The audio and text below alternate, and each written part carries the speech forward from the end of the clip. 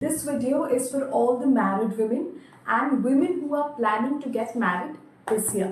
क्योंकि ये जो 2 महीने है ना, इसमें काफ़ी सारी शादियाँ होती हैं, तो I thought let's make a video on the rights of married women.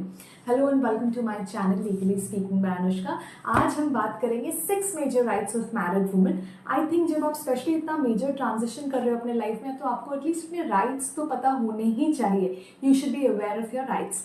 सबसे पहला हो गया right to your matrimonial home. कहने का मतलब जब आप शादी करके अपने हस्बैंड के घर जाते हैं, चाहे वो ओन्ड हो, एंसेस्ट्रल हो या आपके खुद के हस्बैंड का ही हो, या फिर मान लीजिए रेंटेड प्लेस है, आपको उस जगह से कोई निकाल नहीं सकता है. You have a right to stay in your matrimonial home. अगर आपके हस्बैंड वहाँ हो या ना हो, तो भी आपके इन लॉज आपको वहाँ से जाने के लिए नहीं कह सकते हैं. It is only when you wish and it is your call to leave that place in a particular situation you can leave from that place. नहीं तो आपको कोई फोर्स नहीं कर सकता है. Your second right is right to stridhan. स्त्री धन यानी कि जो भी ऑर्नामेंट्स, कुछ भी गिफ्ट्स आपको शादी के समय जो भी दिए गए हैं आपके पेरेंट्स या इन लॉज के थ्रू, वो उस पर आपका एब्सोल्यूट राइट है. वो आपसे कोई भी नहीं ले सकता. उस पर आपका इतना एब्सोल्यूट राइट है कि आपका अगर डिवोर्स भी हो जाए ना, in a case where your divorce has taken place, उसमें भी आपके इन लॉज आपका स्त्री धन नहीं ले सकते हैं. कई केसेस में होता है कि मदर इन लॉ लेके रख लेती हैं, इन लॉज लेके रख लेते हैं, वापस नहीं देना चाहते हैं. In that case let me tell you, they can face criminal charges also. Stridhan पे लेडी का यानी ब्राइड का एब्सोल्यूट राइट होता है. Number 3 is right to parental property. Earlier Hindu succession act के तहत बेटा और बेटी दोनों की इक्वल राइट नहीं होते थे इनहेरिट करने के लिए parental property. But now it has been modified और बेटी का भी उतना ही हक है पेरेंटल प्रॉपर्टी में जितना कि बेटे का है. हाँ, अगर पेरेंट चाहे तो इन दोनों में से किसी एक को भी प्रॉपर्टी विल के थ्रू दे सकते हैं. अगर चाहे तो इन दोनों को हटा के किसी तीसरे को भी अपना प्रॉपर्टी दे सकते हैं थ्रू अ विल. बट अब मेरा यहाँ पे थोड़ा सा ये भी सोचना है कि जब लॉज हम इक्वल बना रहे हैं लड़के और लड़के के बीच में, तो बेटियों को भी ये नहीं सोचना चाहिए that we have got married and अब हमें अपने पेरेंट्स को देखने की ज़रूरत नहीं है. बिकॉज आप जब किसी चीज़ का बेनिफिट उठा रहे हो, तो आपको उसकी रिस्पॉन्सिबिलिटी भी उठानी पड़ेगी. ठीक है. अथॉरिटी आपको किसी चीज़ पे मिलती है only when you take responsibility of it. So I think women are being educated, women are taking very leading positions now, so they should also take the responsibility of taking care of their own parents whether they are married or not married. तो जहाँ पे आपको ये benefit reap करने मिल रहा है कि आप एंसेस्ट्रल प्रॉपर्टी इनहेरिट कर रहे हैं, अपने फादर का प्रॉपर्टी इनहेरिट कर रहे हैं, daughters should also be told from a very young age that this is also their responsibility and not only the brothers responsibility. चौथा है right to seek maintenance. A woman has all rights to seek maintenance from her husband in case of a divorce, ताकि वो जो अपनी life है वो एक proper decent basic amenities के साथ जी सके. अपने बच्चे के लिए भी वो मेंटेनेंस मांग सकते हैं. हाउएवर अगर मान लीजिए जो लेडी है वो हस्बैंड के जितना ही कमाती हैं या हस्बैंड से ज़्यादा कमाती हैं, उस केस में obviously the court will give a decision accordingly. But मुझे ये लगता है apart from the legal side, जब हम इसको काफ़ी ब्रीफली नहीं काफ़ी डिटेल में बात कर रहे हैं, I thought I should also put forth my opinion. मुझे ये लगता है कि आपको खुद फाइनेंशियली इंडिपेंडेंट होना बहुत ज़रूरी है, ताकि बहुत सारे ऐसे सिचुएशंस होते हैं जहाँ आप डिवोर्स इसलिए भी नहीं ले पाते हो, although you are not willing to stay in that marriage, but आप नहीं ले पाते हो क्योंकि आप फाइनेंशियली इंडिपेंडेंट नहीं हो. मेंटेनेंस के लिए भी the battle is very long, जो आपको मेंटेनेंस के लिए लड़ना पड़ता है, और आपको किसी पे डिपेंडेंट क्यों रहना है.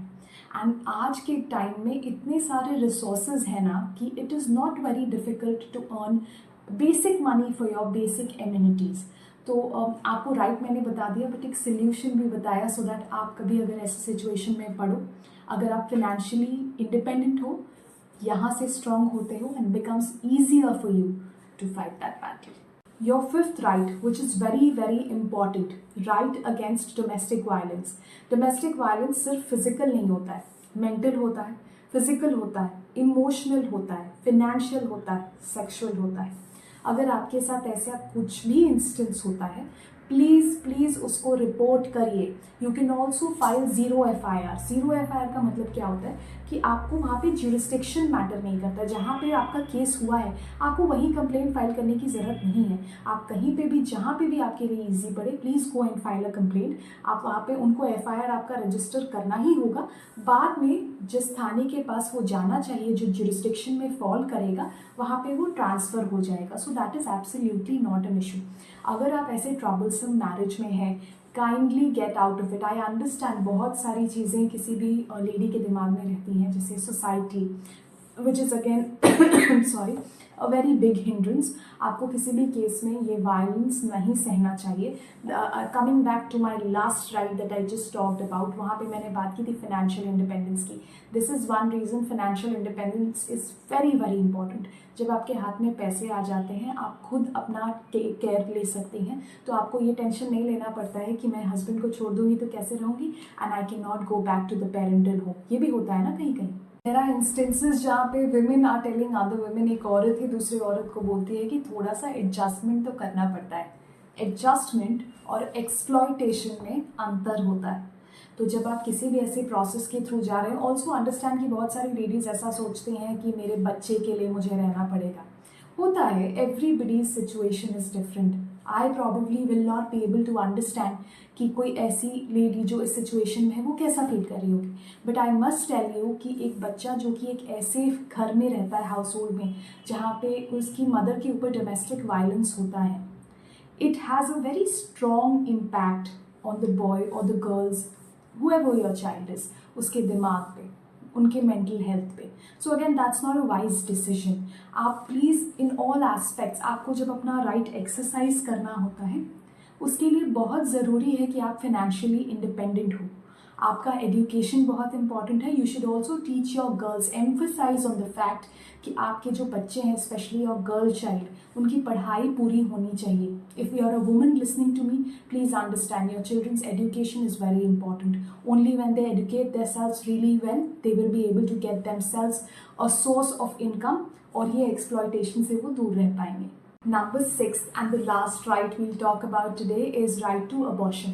यानी कि ऐसे तो आप अपने हस्बैंड से डिस्कस कर सकते हैं in case you are willing to go ahead with an abortion, लेकिन आपको अगर लगता है कि कोई ऐसा रीज़न है जिसकी वजह से you wouldn't want to disclose it to your husband, या कोई कॉम्प्लिकेशंस हैं, in that case according to MTP act यानी कि medical termination of pregnancy act, आप 20 से 24 हफ्ते तक यानी कि 22 to 24 वीक्स तक अबॉर्शन करवा सकते हैं without the consent of your own parents, in laws या फिर हस्बैंड।